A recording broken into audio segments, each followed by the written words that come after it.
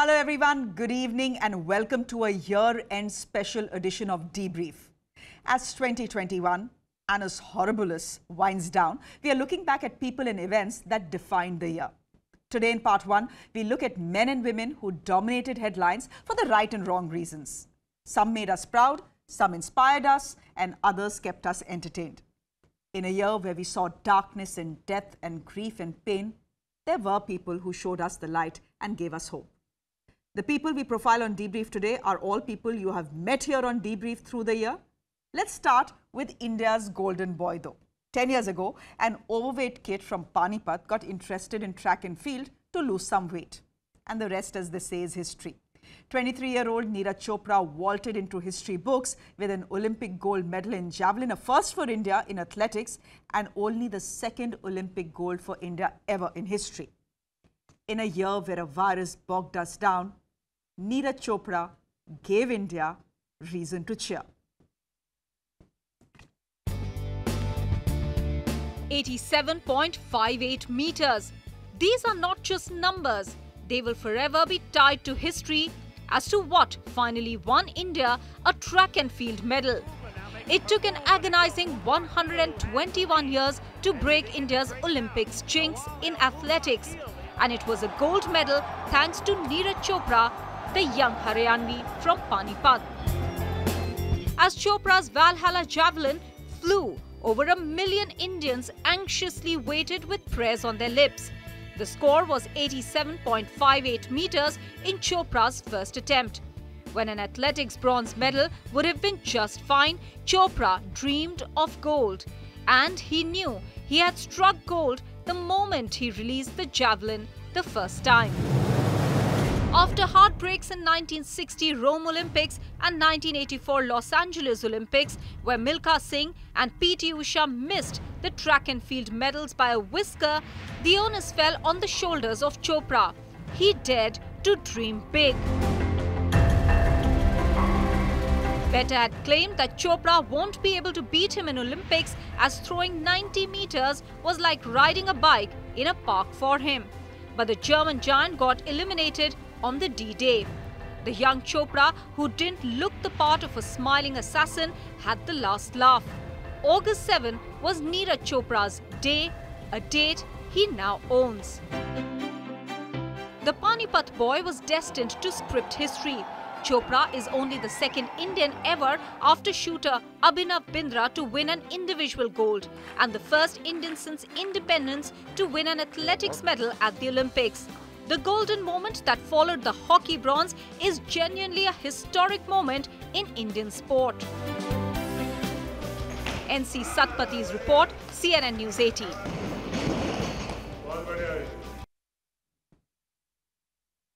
From India's golden boy to a golden moment that was made for television.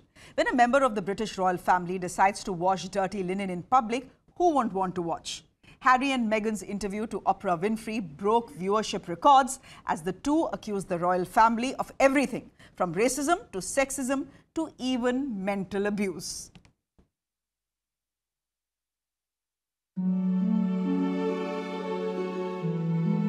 I just didn't want to be alive anymore, and that was a very clear and real and frightening constant thought. Driven to despair by the British royal family, Meghan Markle contemplated suicide, and palace officials refused requests from the Duchess of Sussex for medical help when she felt suicidal. No one from my family said anything. Explosive revelations by Meghan and her husband Prince Harry in the bombshell interview to Oprah Winfrey. You know, 3 days before our wedding, we got married. No one knows that, but we called the Archbishop and we just said, look, this thing, this spectacle is for the world. And despite the break from tradition, the wedding may have looked like a fairy tale to an outsider. But Meghan revealed how William's wife, the Duchess of Cambridge, Kate Middleton, made her cry over the dresses of flower girls just before the ceremony. As the couple tried to settle in, Meghan claims there was little to no help that she got in trying to understand royal protocols either. It was a really hard week of the wedding, and she was upset about something, but she owned it and she apologized and she brought me flowers and a note apologizing, and she did what I would do if I knew that I hurt someone. But it was a claim of racism that has set off the fiercest debate. Meghan revealed that there were concerns within the royal family about the skin color of their future child. And also concerns and conversations about how dark his skin might be when he's born. She was told their child couldn't be a prince. The idea of our son not being safe, and also the idea of the first member of color in this family not being titled in the same way that other grandchildren would be. At this juncture, when the couple decided to walk away from the monarchy, Harry's father, Prince Charles, stopped taking his calls. I feel let down. I was trapped but didn't know I was trapped. Meghan expressed a similar feeling that she went through. She revealed she did not have access to her passport or her driving license. Its reputation already tattered from the Diana episode, the big question is, can the royal family move on from these damning allegations in a world that is more diverse than ever before? With NC Sapati, Anusya Kumar for CNN News 18. Bye-bye. Oh my goodness. Okay, bye everybody. Thank you.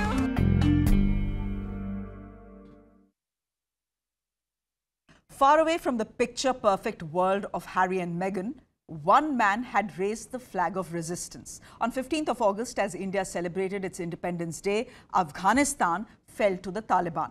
The president of the country fled, but the vice president was made of sterner stuff. Amrullah Saleh escaped to Panjshir and became the face of Afghan resistance. It was a losing battle. Saleh probably knew it. But he and his band of fighters also knew that this was a cause worth fighting and dying for. Amrullah Saleh, in 2021, showed us what real patriotism means.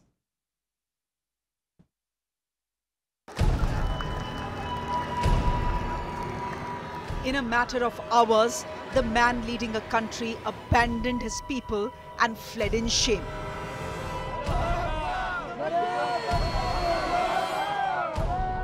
He left his countrymen to the mercy of the invading barbarians.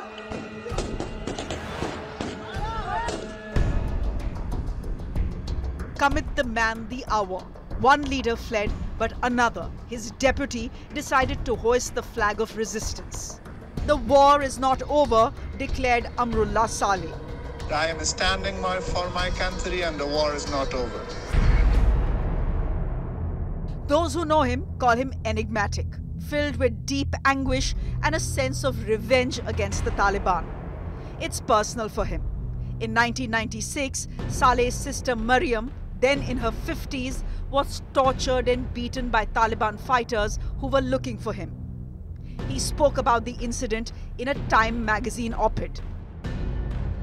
My sister struggled with that memory until she died in 2016. My view of the Taliban changed forever because of what happened in 1996.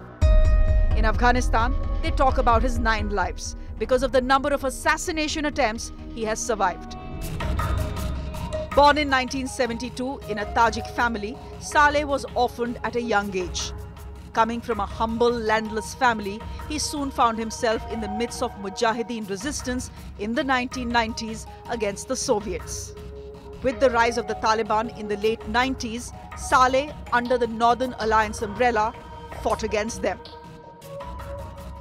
Given his tactical understanding of Afghanistan, Saleh's rise was imminent after the American invasion. After 26/11, he became a key asset for the CIA.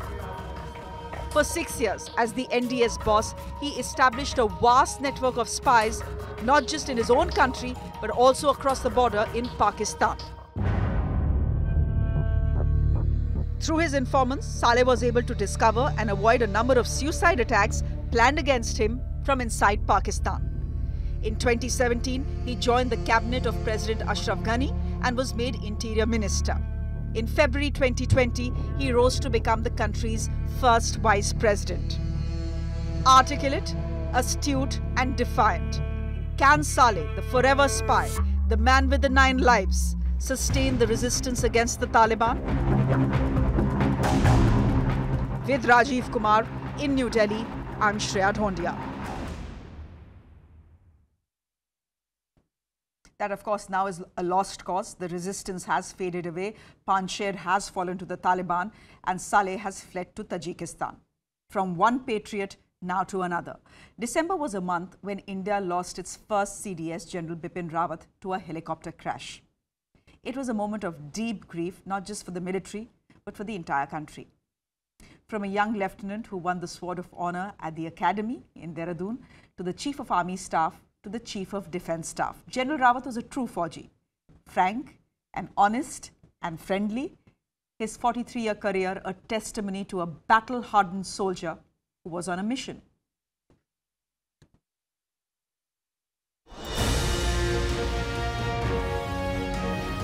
A career like no other. A personality like never seen before. A soldier always at the front of the line in more ways than one. Whether it be ordering precision strikes against the enemy, in the retaliatory action that our forces have taken, and let me tell you that the terrorist camps opposite Kandahar and Kerala sectors have been destroyed. or backing those by other military arms. Balakot has been reactivated by Pakistan. What else? So obviously that shows that Balakot was affected. It had been damaged and destroyed. Most importantly, General Rawat was a force not just for the enemy at the borders, but also for the enemy within. अब वो बोलते हैं पत्थरबाज के खिलाफ minimum force sir हमें समझ नहीं आती, तो मैं तो उनसे बोलता हूँ आपके पास हथियार है, आप हथियार इस्तेमाल करिए, लेकिन जहाँ तक हो सकता है उसको मारने के बजाय कोशिश ये करिए कि आप उसे इंजर करें. टुडे यू कैन सी पत्थर is as strong a weapon as a rifle. Whether it be the anti-CAA protests or terror via social media, General Rawat never shied from calling a spade a spade. We are witnessing in a large number of university and college students the way they are leading masses of crowds to carry out arson and violence in our cities and towns. This is not leadership. 3 years after he took charge, General Rawat retired as Chief of Army Staff on an emotional note. Today, as I demit the office of the Chief of Army Staff of the Indian Army, I wish to convey my gratitude and compliments to the soldiers, the rank and file of our Indian Army. But he had earned the faith of the government to be invested with a far greater responsibility, that of being India's first Chief of Defence Staff. Rawat, how does it feel to be India's first CDS? Many congratulations from all of us. What does it feel like? What does this moment feel like? I have come back to the peak because this peak cap that I am wearing is to say that we are now neutral. The CDS will remain neutral. He will be neutral to all the three services within his own service, and therefore my head is certainly feeling lighter. But General Rawat had his task cut out. Formally, I have only discussed some of the theatre commands, rest of it no. I intend discussing because I want to go step by step. I have a plan for 2020, I have a plan for 2021 and I have a plan for 2022. And that is how I intend moving. Truly a one-of-a-kind Fauji.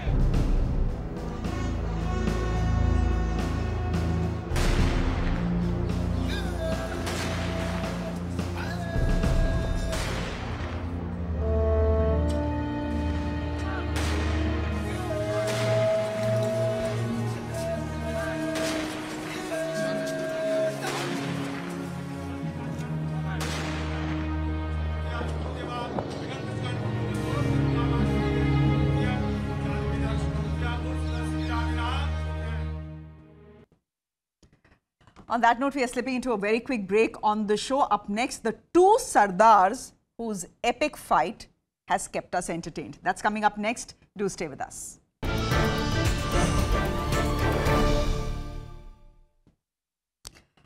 Welcome back. Till November this year, the Congress party was in a perpetual state of migraine.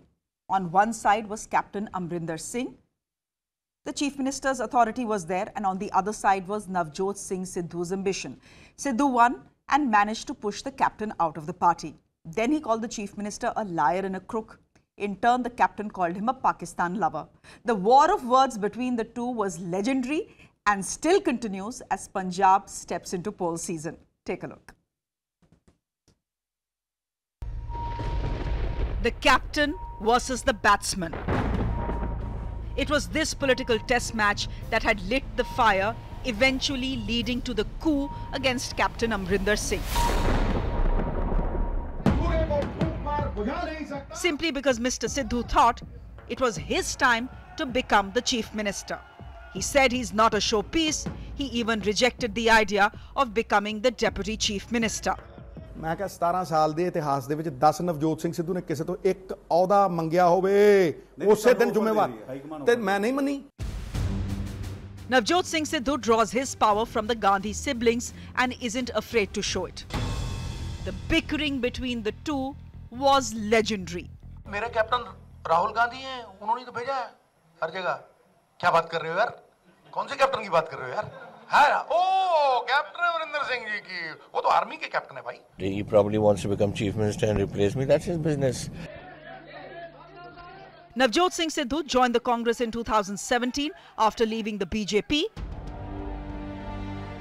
He contested and won from Amritsar and was seen as a prize catch for his ability to attract eyeballs with his Sidhuisms. अगर अपनी तरफ देखूं तो कुछ नहीं पल्ले. भगवान की रहमत और खेड़ा के प्यार को देखूं तो सिद्धू की बल्ले बल्ले. पिछले 20 साल में अगर किसी ने सबसे ज्यादा इज्जत कमाई है तो हमारी अध्यक्षा. The Gandhis loved him, and Sidhu returned that love openly, praising the Gandhis from stage and giving credit to Priyanka Vadra for joining the Congress. मिट्टी का ढेला गुलाबों की क्यारी में आ गया, क्योंकि आकाश की कोई सीमा नहीं, पृथ्वी का कोई तोल नहीं, साधु की कोई जात नहीं, पारस और सोनिया जी का कोई तोल नहीं, कोई मोल नहीं. The captain looked on with a frozen face. It was clear to him that a problem child had been dumped on him. Used to calling the shots in Punjab, the captain's authority was constantly and publicly being challenged by Sidhu. It came to a head in 2019 when Sidhu and his wife both quit the Amrinder Singh cabinet. Every day I receive what is the power situation in the state. Now that's the job of the minister to do, but if he doesn't want to do it, then I can't do anything about that. Out of government, Sidhu continued to needle the captain, especially when he landed up at the Kartarpur corridor opening on the invite of Imran Khan. ਇਹਦਾ ਪਾਕਿਸਤਾਨ ਦੇ army chief ਦੇ ਨਾਲ ਆਪਣੀ ਯਾਰੀ ਦਿਖਾਉਣੀ ਔਰ ਜੱਫੀਆਂ ਪਾਉਣੀਆਂ ਉਹ ਸਾਡੇ ਹਿੰਦੁਸਤਾਨੀ ਇਸ ਨੂੰ ਬਰਦਾਸ਼ਤ ਨਹੀਂ ਕਰਨਗੇ, ਖਾਸ ਕਰਕੇ ਸਾਡੇ ਸਰਵਿਸ ਨੂੰ. ਜੱਫੀ ਤੇ 1 ਸਕਿੰਟ ਦੀ ਸੀ, ਕੋਈ ਰਫੇਲ ਡੀਲ ਨਹੀਂ ਸੀ ਉਹ. Rahul Gandhi, on a visit to Punjab, met the two sparring Sardars and tried to force them to bury their differences for the sake of the party. The patch-up didn't last long.